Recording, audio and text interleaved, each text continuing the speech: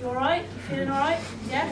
Still with us? Still with us? Cool. Okay, so before we talk about this, I'm going to take a little bit of a moment to talk to you about a young person that I'm currently working with, and he's called and is waiting to be sentenced. He's been found guilty of armed burglary, loitering with intent, aggravated burglary, and possession with intent to supply. He's also got a conditional discharge order, which will now, other offences that he's committed will be taken into consideration when he's sentenced. He is likely to get a custodial sentence, possibly at this point. I want to take you back a little bit. He became known to our service at about the age of 9, and what happened was Mum dumped on Dad because she couldn't cope with him more. And for the first 9 years, he hadn't had any contact with his dad. So one day, he was shipped to his dad's house. He didn't know his dad's boundaries, he didn't know his dad's rules, and Mum said, "I can't cope with him, you have him." And from that point, bounced in and out of our service quite a lot. Dad phoned us quite regularly asking for help. We went in and we did kind of low-level assessments. We went in and came out very quickly as a service. And then one day, when 12, this is absolutely true, Dad phoned the local authority and his exact words were, "I've now backed him, so you've got to do something." So that was the point that we got to. Dad beat him up, phoned us and said, "What are you going to do about it now?" Because I actually physically assaulted him. Fast forward a little bit, is looked after under what we call Section 20, so he's not on a care order. He's been to several different residential settings. He's been exploited to sell crack cocaine. He's been exploited to do numerous drug runs for people. And we are currently at a position whereby if he doesn't get a custodial sentence, we're probably looking at secure, which could cost around $240,000. Now I say around because I don't want people to go, it doesn't cost that much, but we're looking at a very high level financially to protect and support. When actually, at 9 years old, I know that you are into buying in services, and we can't do that with children's services, we can't buy in those services, but what we can do is say at an early level, when 9, if something had been different for his story, maybe we wouldn't be having a 16-year-old who is in quite as much mess. And let's be honest, misery. I mean, this is miserable for him. This isn't a good life for him. This isn't a good existence. Aside of the money, the thing that I'm most passionate about is that this isn't all right for to be going through this stuff. So I just wanted to share that with you as a kind of ongoing journey that's happening for a young person in Buckinghamshire. And our unit has, the team that we were working in has been asked to look at how to ensure that evidence models are implemented effectively in Bucks. We've had a lot of conversations this week about the Monroe model, the Hackney model, whatever it is you want to call it, and the fact that that wasn't wholly implemented in Bucks. It feels like it was cherry picked, and we'll take this bit because it could save us money, and we'll take that bit, but we're not going to do that bit. And actually, if something is evidence based and it's worked, you have to do it with all of those parts of the DNA involved, and there's a real feeling that hasn't been done. How do we clarify roles and responsibilities? This was a big one. And then finally, how can we use budget creatively? So Mark, over to you. So, what we tried to do in our unit was just do that. We tried to think creatively. How could we answer these 3 problems with a solution, or many solutions? And what we thought was taking into account the story, and actually thousands of other children in Bucks that have the same kind of story or have been through the system with the same kind of story. And we felt that currently our early help is not early enough.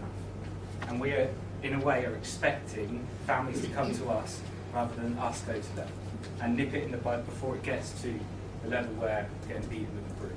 So what we thought of, and this is just a very basic macro model without the DNA, so forgive me, is an early help system based within the community.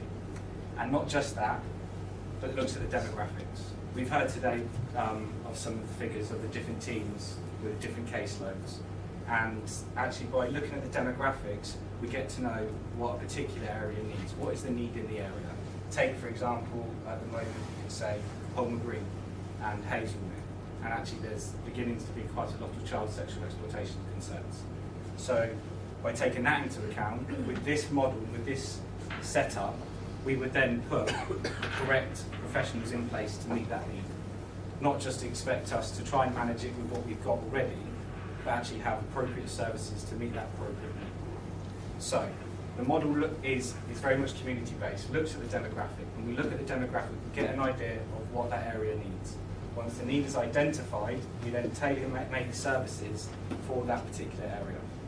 Even to the point where the hub and the professionals working in that area are specifically assigned to that area to work within that area.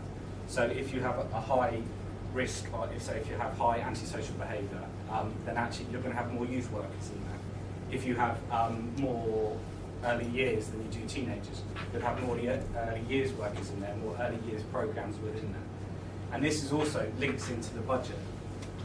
Each hub, what we're proposing, and obviously we need to talk about this a little more, I've already thought about this, is that each hub will need a different budget depending on what the needs are. We can't expect it to be a uniform budget across the service when, say, Wickham, for example, has a lot more need than Beaconsfield. How can we? You can't do it. We're not meeting the need in the demographic. So what we're proposing is that to be thought of, and we kind of thought of it a little. So within the tailor-made services, working in the community, we're going to get there earlier. We're working in the community, working from schools, we're working from GP surgeries, we're working from children's centres. We'll get to know these families and meeting a need before it escalates to a real problem. So, for example, I worked with a family that came to us where the mother didn't speak English. She'd been in the country for 3 years. And only it was known to our FAT service when she was admitted to hospital and then went to social care. And went to social care and then came to us. That didn't have to happen. If we were in the community and saw it, and earlier on, she could have been put in an English speaking class. £100, yeah. We're spending like £2,000, £3,000, £4,000, £5,000 working with this family just to try and meet that need. And if we had met it there and then, actually it would have escalated. And like the story, if we had been there at the start, before Mum couldn't cope, that may have never happened, and we would have nipped it in the bud, and for thousands of others. So yeah. So from these sort of solutions within communities, so around what does that demographic need, you would then filter out, you'd have some families that come to their English speaking lessons and go, thank you very much, I can now read and write English, I'm going to be much better, we'll signpost you to other services, off you go and carry on with your life. What you might also do is find families in this that need more intensive support. So within those English lessons in one demographic, where that's identified as something that the area needs, you say, okay, so how can we support this family that we are seeing has higher needs? And this is where you put in your intensive support. So this week we've looked at a video it's a model that came from Australia, and it's called Family by Family. And it's basically that. It's families sharing their story with other families when they're going through difficult times. And we've thought a lot in this team about how do we do peer support? How do we help those families to help other families? What was it that Mum needed at that point when she dumped at 9? What did she need? Was it that she just needed somebody to go to the park with her? Was it just that she needed a friend? Did she feel isolated? Is this more about peer support? So within our intensive support, this is where we get to kind of roles and responsibilities, because within each hub or team or whatever you want to call it, you maybe have a consultant social worker, a couple of social workers, child and family worker, health professional, and I understand that that means getting other agencies on board, but go with the dream a little bit at the moment, I'd say. Every team would have a systemic practitioner, there'd be some business support, education would be on board. We try and get police liaisons involved that are linked up with schools or community police officers. DV specialists, we know that we deal with a high level of DV, and if we have specialist people in every team, that could help us. And at this point, the solution is intensive support. Everybody knows what their role is. We're doing it with fidelity. We're making sure that this happens across all the services, and we're giving families the intense support that they need. Now, we're not living in a dream world. We're not saying that means children won't come into care. We know that there may be a point where that has to be escalated, and how we do that would then need a bit more DNA. This is very macro stuff. And it might be that the cases do go into proceedings, but also what might happen is that these families that have had this intensive support feel empowered, feel able to do it for themselves, and then we can train them to come back in to support families. So at this point, we don't just say, okay, that's it, you're done. We say, right, where's this going to lead for you now? What training would you like to be able to go back into the community to help these families that are at this stage of their journey? So what next? What we are proposing is a quick win. Is begin looking at the demographic of a particular area. whether that be Hazelmere, Beaconsfield, Aylesbury, but put a small chunk and get it out there and find out what the need is, and then go from there. This is a very quick and easier thing to do than the rest of this, but we go from there. We make a start here and find out what the need is in a particular